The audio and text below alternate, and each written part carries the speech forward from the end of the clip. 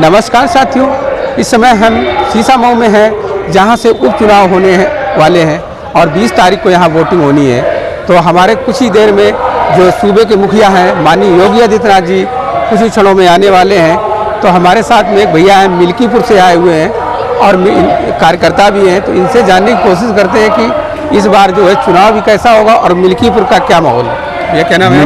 मेरा नाम तो राम राघव है और राघवेंद्र सिंह, और मैं प्रॉपर्टी उन्नाव का ही रहने वाला हूँ। इसके पहले मैं शीशा-मऊ विधानसभा पर भी मैंने प्रत्याशी के तौर पे आवेदन किया था भारतीय जनता पार्टी को, और अन्य जगह से भी आवेदन कर चुका हूँ, लेकिन पार्टी ने अभी तक कहीं से टिकट तो नहीं दिया। लेकिन आश्वासन मुझे मिला था कि मेरे को MLC बनाया जाएगा।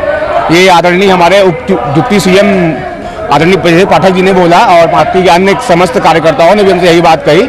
और यहाँ पर विराजमान हमारे आदरणीय गुरु जी अरुण पाठक जी ने भी बोला कि राघवेंद्र जी, आपको हम पार्टी की तरफ से MLC की नियुक्ति जरूर करेंगे, क्योंकि अभी एक सीट MLC की रिक्त है और एक सीट पर विधानसभा का चुनाव होना है जो कि मिल्कीपुर है।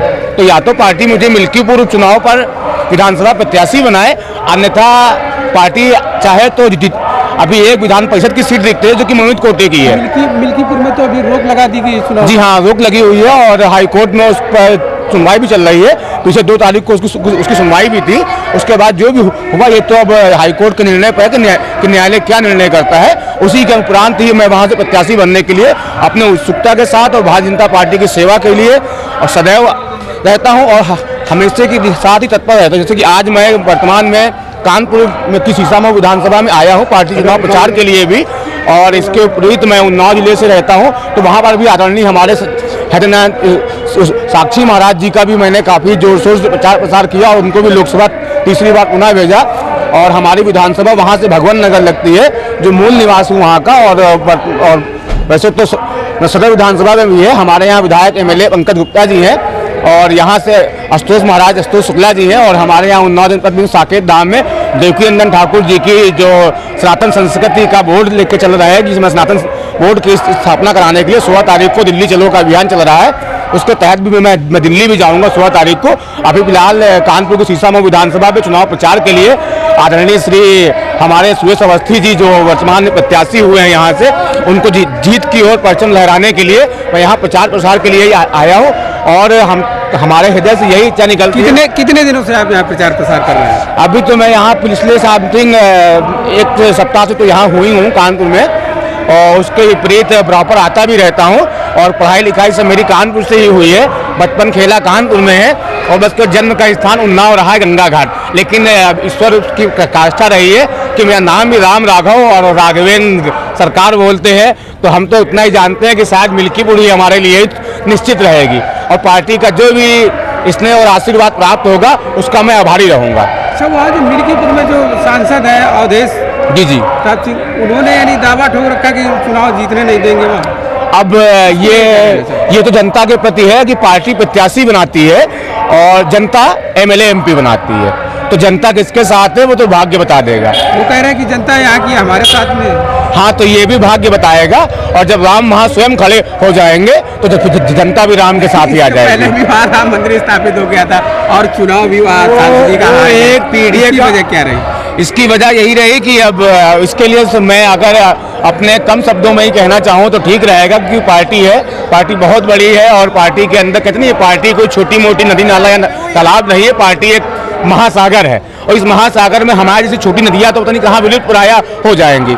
तो हम तो विलुप्त प्राय में से भी हैं। लोग अल्पसंख्यक की बात करते हैं, यहाँ मैं विलुप्त प्राय में हूँ, जो कि मैं केंद्रीय अनुसूचित जाति से आता हूँ, और उत्तर प्रदेश की राज्य पिछड़ा वर्ग आयोग की जो पोस्ट है उसमें मैं पिछड़ी जात दर्जी जात से आता हूँ। शायद दर्जी जाति का कोई भी पॉलिटिशियन भारतीय जनता पार्टी में शीर्ष नेतृत्व में नहीं है, और ना ही सेंट्रल बोर्ड में किसी प्रकार का कोई भी MP MLA MLC होगा जिस जात से मैं बिलोंग करता हूं। और मेरे ऊपर अगर किसी प्रकार कोई भी जो भारतीय जनता पार्टी है जो शीर्ष नेतृत्व वो कहते हैं कि हमने यानी दलित को और जितने मतलब पिछड़ों को यानी सबसे ज़्यादा महत्व दिया है, तो आज तक दर्जी समाज को क्यों नहीं दिया? अब ये आदरणीय हमारे श्री योगी आदित्यनाथ जी जो हमारे महंत हैं और हमारे सूबे की मुखिया हैं, तो उनके इतना कहना है कि वो महंत है तो हम संत हैं, वो नाथ है तो हम अनाथ हैं। तो ये अनाथ कहाँ जाए, उन्हीं के चरणों में ही। तो अपने मुखिया जी से इतना ही कहता हूँ कि अगर हम पर कुछ अगर अपनी पराकाष्ठा और नजर दृष्टि रखें तो कम से कम मिल्कीपुर से एक उपचुनाव के टिकट के लिए इस अपने इस संत रूपी जो राम है, इसको मतलब कम से कम वहाँ पर उचित व्यवस्था कराएं, और नहीं तो पार्टी की तरफ से एमएलसी के लिए कम से कम इतना तो कम से कम करें ही, क्योंकि एक सम्मान के प्रति हर कोई लड़ता है और मैं लड़ रहा हूँ सम्मान के प्रति। अगर राम का सम्मान है तो ही संविधान है। कोई औचित्य नहीं है, अब भारतीय जनता पार्टी को प्रत्याशी चुनने का समय आता है।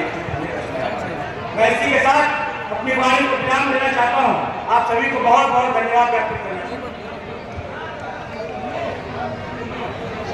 मित्रों,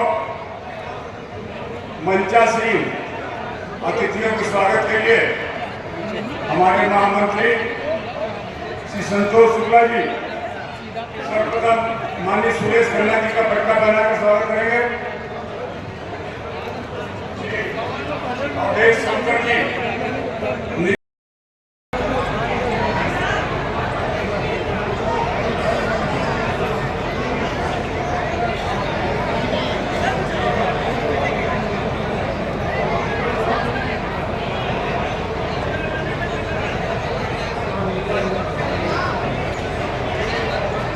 पासवान जी का स्वागत कर रहे हैं। अब कार्यक्रम बहुत जल्दी मुख्यमंत्री जी हम लोग के बीच में उपस्थित होने वाले हैं। हमारे सुरक्षा में लगे हुए सभी कार्यकर्ता बंधुओं से अनुरोध है कि जो लोग भी पीछे खड़े हैं, दाएं खड़े हैं, उनको सबसे पहले कुर्सियों पर बैठाने की व्यवस्था करें। सुरक्षा से अनुरोध है कि इन्हें मंच पे आने दिया जाए।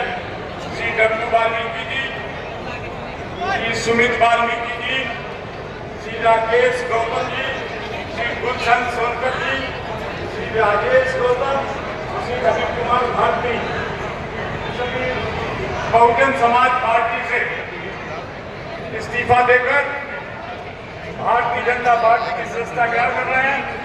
मेरा इस मंच पर उपस्थित हमारे नेतृत्वकर्ता माननीय सुरेश खन्ना जी, माननीय बुंदेलखंड अध्यक्ष माननीय प्रकाश पाल जी, इस विधानसभा के